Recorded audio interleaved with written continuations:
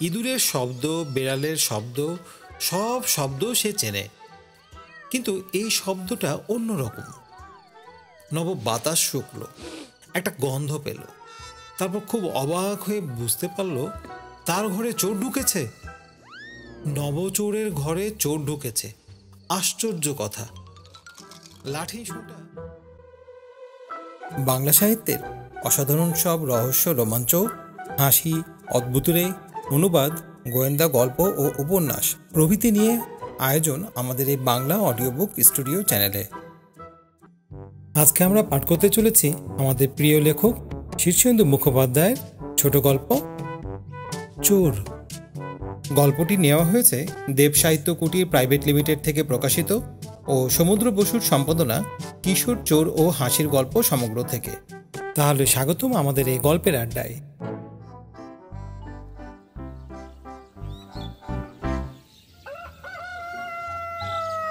পটাশের বাবা নব এবং নবর বাবা ভব দুজনেই ছিল বিখ্যাত চোর। অর্থাৎ পটাশকে নিয়ে 3 পুরুষ ধরে তারা চোর। ভবচোরের নাম ডাক ছিল সাংঘাতিক। লোকে বলে ভব নাকি বাজি রেখে এক দুপুরে তার পিসির আঙ্গিক করার কম্বলের আসন চুরি করেছিল। তার কাজটা শুনতে যত সহজ, আসলে তত সহজ নয়, কারণ পিসি তখন স্বয়ং ওই আসনে বসে কাঁথা সেলাই করছিলেন। সেই অবস্থায় আসন চুরি যাওয়ায় পিসি আনন্দশ্রু বিসর্জন করতে করতে ভবকে আশীর্বাদ করছিলেন, ওরে আমার ভব, তোর উপর স্বয়ং ভগবানের ভর আছে, এই বিদ্যে ছাড়িসনি। পিসির আশীর্বাদে ভব বিদ্যে ছাড়েনি। বয়সকালে নিজের ছেলে নবকে তালিম দিয়ে সব বিদ্যে শিখিয়ে গেল। তা নব কিছু কম গেল না। চোরের তালিম কিছু সহজ কাজ নয়। ভালো দৌড়াতে পারা চাই, উঁচু বা লম্বা লাফে দড় হওয়া চাই, বাঁশের ওপর ভর দিয়ে ভোল্ট খেয়ে উঁচু দেওয়াল ডিঙেতে পারা চাই, রণ পায়ে চলতে জানা চাই। আর এছাড়া গায়ে যথেষ্ট জোর না থাকলে 2-10 জন মানুষের সঙ্গে মোকাবেলা করা তো সহজ নয়। এরপর ভালো অভিনয়, বিনয়ী ব্যবহার ইত্যাদি তো আছেই। চোর বলে যদি সবাই চিনে ফেলে তো চিত্তের। নবর এসব গুণ তো ছিলই, তাছাড়া ছিল দুর্জয় সাহস। সে 2 মণ লোহা তুলত, কুস্তিতে যে কোনো পালোয়ানকে হটিয়ে দিতে পারত। যন্ত্রবিদ্যা, মন্ত্রতন্ত্রও ছিল তার নখদর্পণে। এমন ঘুমপাড়ানি মন্ত্র জানত যে গেরস্থের কুকুর পর্যন্ত ঘুমিয়ে থাকত, টু শব্দটা করত না। জমিদার তারিণী রায়ের বাড়ি থেকে 1 খিলি পান চুরি করেছিল সে। শুনতে যত সহজ, কাজটা মোটেই তত সহজ ছিল না। রায়মশাইয়ের নাতির অন্নপ্রাশনে বাড়িতে সেদিন লোক গিজগিজ করছে। খাওয়াটাও হয়েছিল বেজায় রকমের, সকলের আয় ঢাই অবস্থা। রায়মশাইয়ের খুড়ো বিপিনচন্দ্র 1 খিলি বেনারসি পাত্রের স্পেশাল পান নিজের রূপোর বাটা থেকে বের করে মুখে ফেলতে যাচ্ছিলেন। ঠিক সেই সময় পানটা চুরি যায়। অবিশ্বাস্য ব্যাপার। খুড়োমশাই নিজেও খানিক্ষণ বুঝতে পারেননি যে তার 2 আঙ্গুলে ধরা পানটি হাঁ করা মুখের মধ্যে যেতে যেতে কিভাবে হাওয়া হলো। তা কিছুক্ষণ চিবোবার পর তিনি খেয়াল করলেন যা চিবোচ্ছেন তা পান নয়, নিজের জিভখানা। বেনারসি পান ততক্ষণে নবর গালে জমে বসেছে। নবর এই হাত সাফাই দেখে তারিণী রায় তাকে সভাচর করতে চেয়েছিলেন, ঠিক যেমন এই পুরনো আমলে রাজা রাজরাদের সভাকবি, সভাগায়ক থাকত। নব অবশ্য সভাচর হয়নি। হাত জোর করে রায়মশাইকে বলেছিল, আগে এ হলো বাপ দাদার বিদ্যে, এ ছাড়তে পারবো না। ছাড়বি কেন? বৃত্তি ছাড়ার জন্য কি তোকে রাখছি? আরে চুরি যদি করবি তবে সেটা মজার জন্য। নব শেষ অবধি রাজি না হওয়ায় তারিণী রায় তাকে আর পীড়াপিড়ি করেননি, তবে একখানা সোনার মেডেল দিয়েছিলেন। বরাবর স্নেহ করতেন খুব। সেই নবর ছেলে হলো পটাশ। ছেলে না বলে অকাল কুসুমাণ্ডই বলা ভালো। সব থেকেও তার কি যেন নেই, অথচ এই ছেলেকে এইটুকুন বেলা থেকে নিজের তালিম দিয়েছে নব। ছেলের তৈরিও কিছু কম হয়নি। হরিণের মতো দৌড়াতে পারে, বানরের মতো লাফাতে পারে, গায়ে হাতির জোর আর বুদ্ধিও খুব। তবুও চুরিতে একেবারেই মন নেই। নব শেখায়, সেও শেখে, তবে গা লাগায় না, মনও দেয় না। একদিন হলো কি, হাত মক্স করতে নব তার ছেলেকে সুদখোর অক্ষয় হাজরার বাড়িতে চুরি করতে পাঠালো।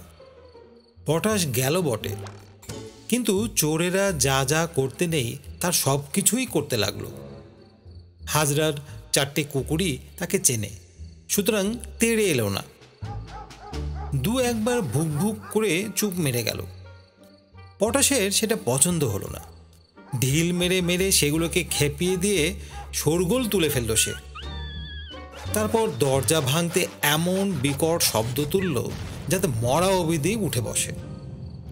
তাতেও খুশি না হয়ে গুনগুন করে গান গাইতে লাগলো। অক্ষয় হাজরা সর্বদা ভয়ে ভয়ে থাকে। ঘরে নগদ টাকা সোনাদানা তো কম নেই। জেগে গিয়ে সে হেঁকে উঠল। কে কে রে? আগে আমি পটাশ। হ্যাঁ, পটাশ? তা কি মনে করে এই রাত বিরাতে আমি দৌড় খুলতে পারবো না? বাধা দিতে এসেছিস তো ওই জানালা দিয়ে দে, এই হাত বাড়াচ্ছি। হাত বাড়াতে হবে না, আমি দরজা ভেঙে ফেলেছি। ভেঙে ফেলেছিস মানে? করছিসটা কি বলতো? আগে চুরি করছি। চুরি করছিস? ইয়ার কি হচ্ছে? হ্যাঁ, এভাবে কেউ চুরি করে? বেরো বেরো বলছি। পরদিন অক্ষয় হাজরা এসে নবকে সব বৃত্তান্ত জানিয়ে বলল, ও কেমন ধারা ছেলে তোর? চুরি তো তুইও করতিস, কখনো তো সারা শব্দ করিসনি, আস্পর্দাও দেখাসনি। আর তোর ছেলের আস্পর্দা দেখ। আর গেরস্ত জিজ্ঞেস করছে কি করছিস, আর বুক ফুলিয়ে চোর বলছে চুরি করছি।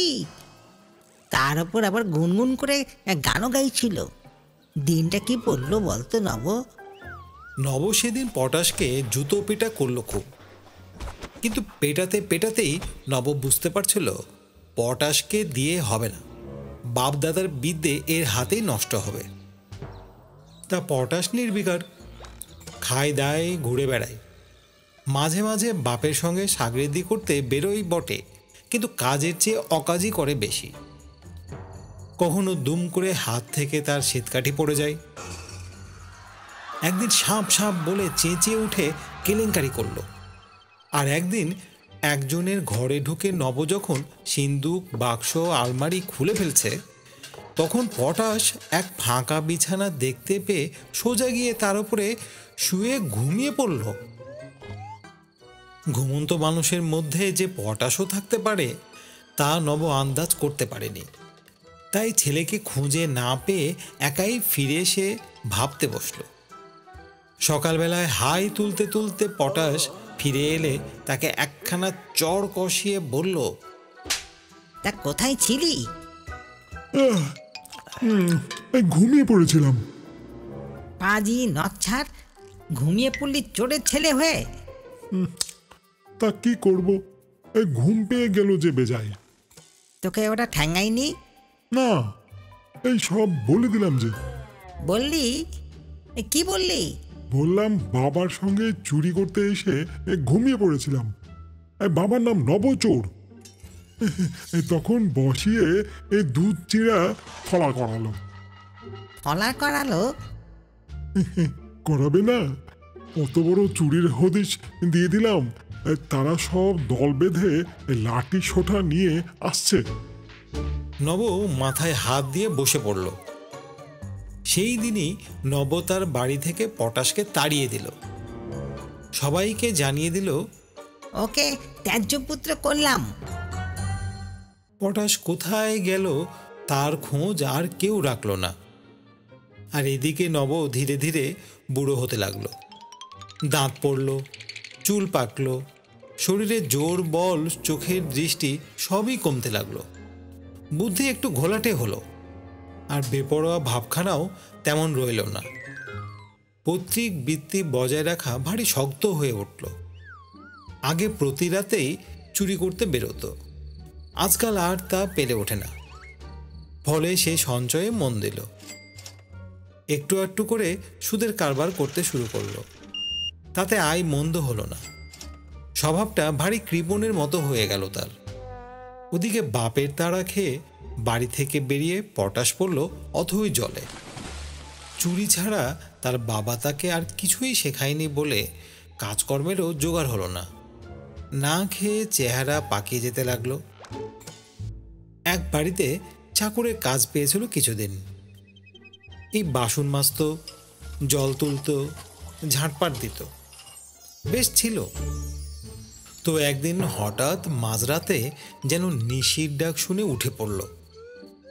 তারপর ভারী অবাক হয়ে দেখল তার দুটো হাত আপনা থেকে বাক্স প্যাটরা হাতড়াচ্ছে। এই কাণ্ড দেখে পটাশ এমন আতঙ্কিত হয়ে পড়ল যে তার চোর চোর বলে চেঁচিয়ে উঠতে ইচ্ছা হচ্ছিল। ভাগ্যিস চেঁচায়নি। তবে সে অবাক হয়ে দেখল বিনা আয়েসেই সে তালাচাবি খুলে ফেলেছে এবং নিঃশব্দে জিনিসপত্র বের করছে। বাপদাদার স্বভাব যাবে কোথায়, রক্তেই বিজবিজ করছে যে। তা পটাশ পালালো, আবার এক বাড়িতে কাজ নিল। কিছুদিন পর সেখানেও সেই কাণ্ড। দীর্ঘশ্বাস ছেড়ে পটাশ বুঝল এটা থেকে তার আর নিস্তার নেই। বাপ নব তাকে চুরিতে নামাতে পারেনি বটে, কিন্তু তার ভিতরে একটা চোরকে ঢুকিয়ে দিয়েছে। এতকাল সেটা ঘুমিয়েছিল, এখন তার ঘুম ভেঙেছে। তা পটাশ শেয়ানা চোর, সে এক জায়গায় বেশি দিন থাকে না, ঘন ঘন এলাকা বদলায়। চুরির ধরনও সে পাল্টে ফেলে। পয়সা কড়ি সোনাদানা যা পায় উড়িয়ে দেয়। চুরি তো শুধু তার রোজগারের জন্য নয়, এটা নেশাও। একদিন রাত্রেবেলা একটা গাঁয়ে ঢুকলো পটাশ। বেশ সম্পন্ন গ্রাম, অনেক বাড়িঘর। ঘর বাড়ির চেহারা দেখে তার অভ্যস্ত চোখ বুঝতে পারে কোন বাড়িতে জিনিসপত্র আছে। বেছে বেছে একটা বাড়ি তার পছন্দ হলো। বাড়ি তো নয়, যেন দুর্গ। মোটা গরাদ, পুরু মজবুত একপাটা কাঠের পাল্লা দেওয়া জানলা কপাট, চারধারে উঁচু পাঁচিল, পাহারাদার কুকুর। দেখে খুশি হলো পটাশ। যেখানে চুরি করা শক্ত সেখানেই চুরির আনন্দ। পাঁচিল ডিঙিয়ে কুকুরটার মুখ বেঁধে জানালা খুলে ঘরে ঢুকতে সে বেশি সময় নিল না। কিন্তু ঘরে পা দিয়েই তার মনে হলো এ বাড়ি, এই ঘর তার চেনা। ওদিকে নবরও ঘুম ভেঙেছে। ইঁদুরের শব্দ, বেড়ালের শব্দ, সব শব্দ সে চেনে, কিন্তু এই শব্দটা অন্যরকম।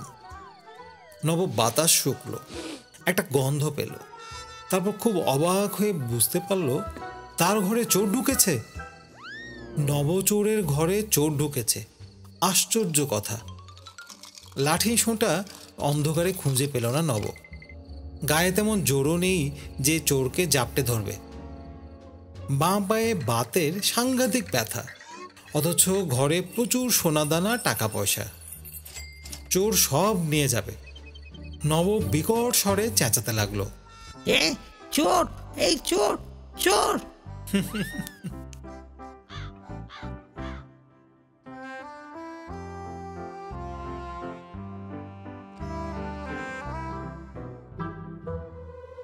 ধন্যবাদ আমাদের সাথে থাকার জন্য। আগামী শনিবার আমাদের আবার দেখা হবে আর একটি মজার গল্প নিয়ে। আর আমাদের চ্যানেলটি আপনাদের কাছে ভালো লেগে থাকলে চ্যানেলটি সাবস্ক্রাইব করে আমাদের সাথেই থাকবেন।